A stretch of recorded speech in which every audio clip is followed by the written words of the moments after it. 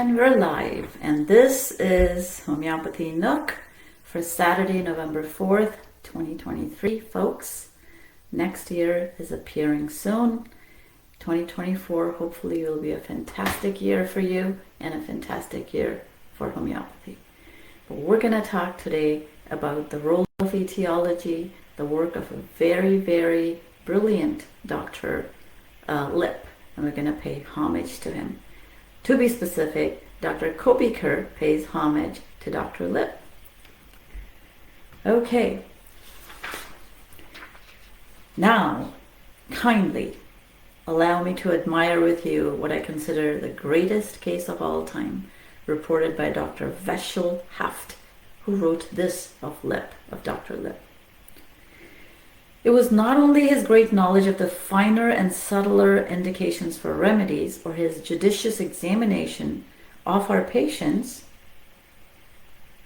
which made him an acknowledged master of our art, but mainly that free and wider application of our law, which elevated him to the sphere of a true artist.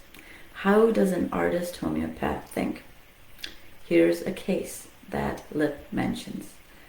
I had treated this man for more than 18 months. GR, age about 45, married for 10 years. For 6 years, no discharge of semen during coitus. So they couldn't have a baby. There was no discharge of semen during coitus. There were occasional nocturnal emissions. The erections were weak, giving out during coitus. What was the man to do? He came to Dr. Lip. While on a visit to Philadelphia, he applied to Dr. Lip on my advice. Writes this guy, I'm going to read his name to you again, Dr. Veshel Haft. He sent him off to Lip.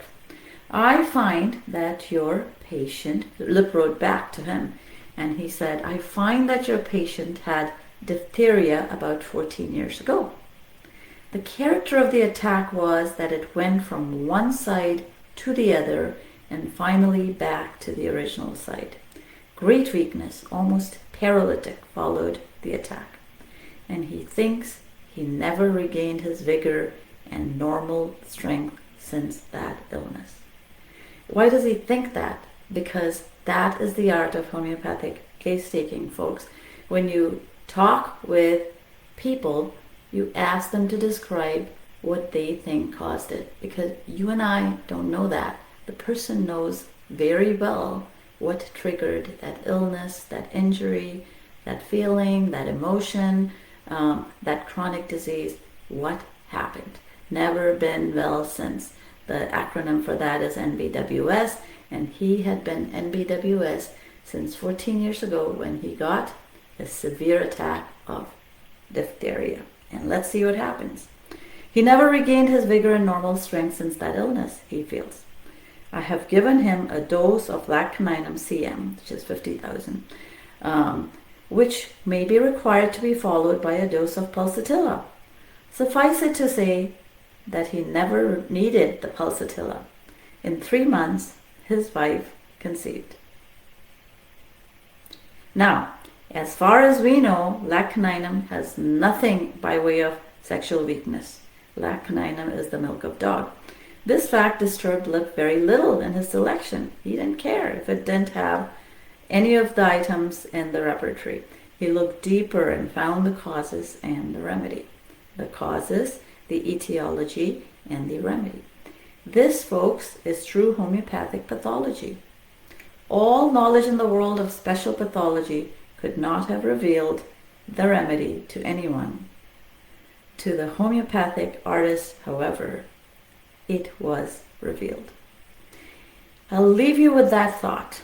When you look at your children, your dogs, and they are subjected to a cold or a thunderstorm, or that day when they got very frightened, and since that day they have not quite been themselves, you go back to that day and address the trauma that happened that day, that they have never been well since. That is called etiology, that is called causation, and that will solve 80% of your problems. It requires observation, uncanny observation, and it requires pulling that nugget of information out of that person. And I know that a lot of guys just don't talk, and wives have to pull it out of their heads and mouths, but therein lies truly superior homeopathic prescribing. Noodle over that, and happy playing around with your remedies and reading about the magic of homeopathy. We will speak again in a day or so. Thank you.